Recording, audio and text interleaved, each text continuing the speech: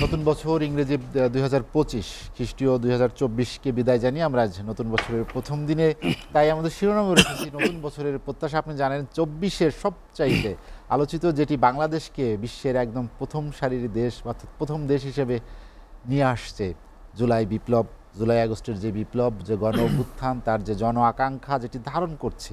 নতুন বছরের প্রত্যাশার কথা বলা হচ্ছে যে জুলাই বিপ্লবের আকাঙ্ক্ষাকে ধারণ করে বাংলাদেশ সামনে এগিয়ে যাবে, নতুন বাংলাদেশ হবে, নতুন রাজনৈতিক বন্দোবস্ত হবে, অনেক কিছুই আসছে।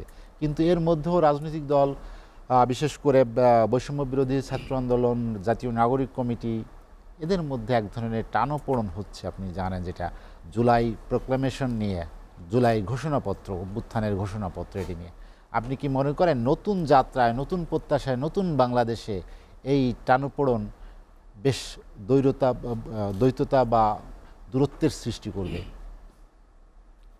ধন্যবাদ আপনাকে। সহ আলোচক যারা আছেন তাদেরকে শুভেচ্ছা জানাচ্ছি, আপনার দর্শক শ্রোতাদেরকেও অভিনন্দন জানাচ্ছি।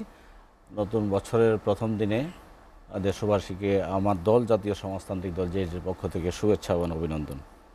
অত্যন্ত প্রাসঙ্গিক আজকে যে আলোচনাটি, বছরের প্রথম দিন, বিগত বছরটা আমরা কিভাবে পার করলাম সে বিষয়ে একটু কথা বলি। আমি আমার প্রত্যাশার কথায় আসতে,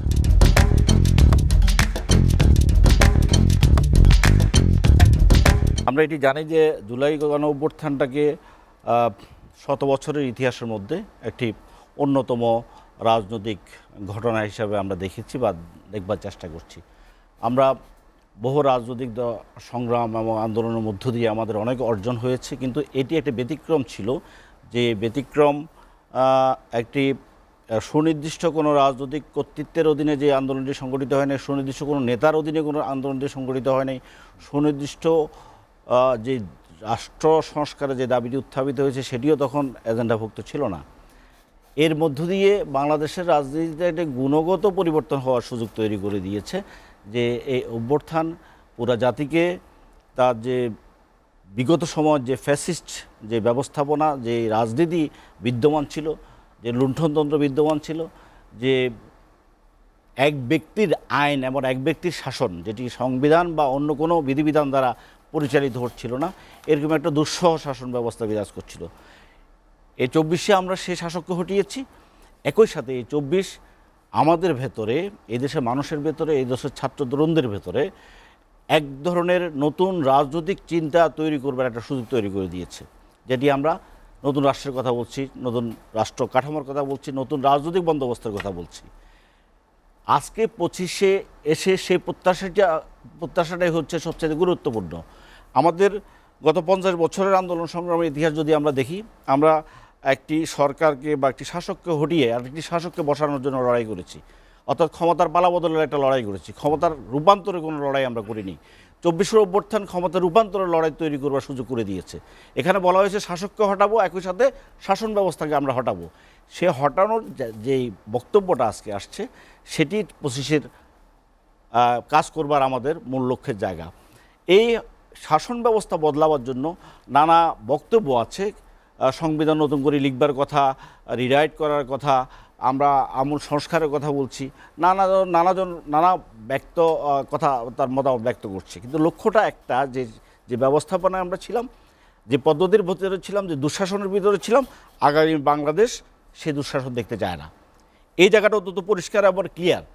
এই জায়গায় কিভাবে আমরা এটিকে অ্যাচিভ করব, কিভাবে এটিকে বাস্তবায়ন করব, সেই বিষয়ে আমরা যারা গণ অভ্যুত্থানের সাথে সম্পৃক্ত ছিলাম, যারা জড়িত ছিলাম, যারা এই আন্দোলনের ছাত্রদের সাথে আমরা একসাথে কাঁধে কাঁধ মিলিয়ে লড়াই করেছি, অথবা রাজনৈতিক দলসমূহ যারা আমরা গত ১৫.৫ বছর পর্যন্ত এই সংগ্রামে যারা যুক্ত ছিলাম, তারা কিন্তু এই সংগ্রামের সময়ও আমরা বলেছিলাম শাসক এবং শাসন ব্যবস্থা বদলানোর লড়াই একসাথে চলবে। আমাদের যে ৩১ দফার যে এক দফা, সেখানে কিন্তু শাসক এবং শাসন ব্যবস্থা বদলের লড়াই ছিল। এটি শুধু শাসক বদলের লড়াই ছিল না। সেই প্রেক্ষিতে ছাত্র জনতার আমাদের সেই বক্তব্যটাকেই তাদের বৃহৎ ক্যানভাসের ভিতরে যেভাবে নিয়ে আসলো, যেভাবে দৃশ্যমান হলো, যাদের সামনে উপস্থাপিত হলো, পুরা জাতির প্রত্যাশার জন্ম নিয়েছে এক নতুন বাংলাদেশের। সেই বাংলাদেশে গড়বার লক্ষ্যে আজকে ভিন্ন ভিন্ন উঠোন সাজানোর আমাদের চেষ্টা আছে, এটা থাকবারই কথা। কারণ যেই শাসক বদলানোর যেই লড়াইটা করেছি আমরা, সেটিকে সফল হয়েছি। নতুন যে যাত্রাটা আমরা করবার চেষ্টা করছি, নতুন যে পথে হাঁটবার চেষ্টা করছি, সেই পথে হাঁটতে গিয়ে আমাদের নানা ব্যত্যয় বা বিভিন্ন প্রতিবন্ধকতা জায়গা আছে, জি। তৈরি হচ্ছে, বিভিন্ন দৃষ্টিভঙ্গি তৈরি হচ্ছে। আমি এটাকে বিভাজন বলছি না, দৃষ্টিভঙ্গির পার্থক্য বলতে পারি। কেউ বলছেন আগে নির্বাচন পরে সংস্কার, কেউ বলছেন পরে সংস্কার আগে নির্বাচন। এই আগে এবং পরে, পরে এবং আগে এই বিভাজনে না গিয়ে আমরা যদি এই বিষয়টাকে আমরা সমঝোতায় পৌঁছানোর চেষ্টা করি, তাহলে যে ছাত্র জনতার যুগান অভ্যুত্থান, আবু সাইদ মুগ্ধদের যে ত্যাগ, হাজার হাজার শহীদের যে ত্যাগ, যে বিকলাঙ্গ, চোখ নাই, নাক নাই, হাত নাই, পা নাই যে মানুষগুলো, জি। তাদের যে প্রত্যাশা, সেই প্রত্যাশা পূরণ হবে। এবং আমরা দৃঢ়ভাবে বিশ্বাস করতে চাই আমাদের যেটুকু পার্থক্য জায়গাটুকু আছে, সেই পার্থক্যটাকে সমাধান করবার পথও আছে। সেই পথের দিকে যাওয়ার জন্য আমাদের সকলের মধ্যে এক ধরনের আলোচনা, ঐক্যমত্য তৈরি করবার চেষ্টা করা উচিত। এবং সেই ঐক্যমত্য তৈরি আমাদের করতেই হবে, কারণ যে জায়গায় আমরা পৌঁছানোর চেষ্টা করতে চাই, সেই চেষ্টায় পৌঁছাতে হলে ঐক্যমত্যের কোনো বিকল্প নাই। এটি একক গোষ্ঠী বা দলের পক্ষে এই জায়গায় পৌঁছানো সম্ভব নয়। আপনি একটা কথা বলি, আমি শেষ করতে চাই এই পর্বে, সেটি হচ্ছে সংস্কার একটি জাতীয় ঐক্যমত্যের বিষয়, আর নির্বাচন হচ্ছে ক্ষমতার পালাবদলের বিষয়। একটি নির্বাচন আর সংস্কার দুটোকে একসাথে মিলিয়ে একরকম করে দেখবার সুযোগ নেই।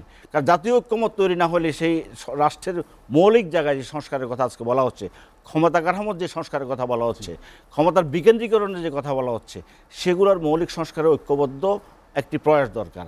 আর আপনি একটি শুধু নির্বাচন যদি বলেন, সে নির্বাচনটি আপনার আমার বিরুদ্ধে প্রতিদ্বন্দ্বিতার বিষয় আছে, সেজন্য ঐক্যমত্যের বিষয় নাই। আপনার বিরুদ্ধে আমার অভিযোগ থাকবার বিষয় আছে, আমার বিরুদ্ধে আপনার অভিযোগ থাকবার বিষয় আছে। সেই জায়গায় বলতে চাই, এই সংস্কারের সুযোগ কিন্তু অনেকে বলবার চেষ্টা করছেন সংস্কার চলমান প্রক্রিয়া। আমি মনে করি না সংস্কার কোনো চলমান প্রক্রিয়া। সংস্কারের সুযোগ তৈরি হয় কতগুলো ঘটনার কারণে। ৭১ মুক্তিযুদ্ধের কারণে নতুন সংবিধান তৈরি করবার সুযোগ তৈরি হয়েছিল, ২৪শে গণ অভ্যুত্থানের কারণে নতুন বাংলাদেশ তৈরি হওয়ার সুযোগ তৈরি হয়েছে। এটি প্রতিদিন এই ঘটনা ঘটবে না। সেই পথে যাওয়ার জন্য আমাদের নতুন রাজনৈতিক বন্দোবস্ত তৈরি করতে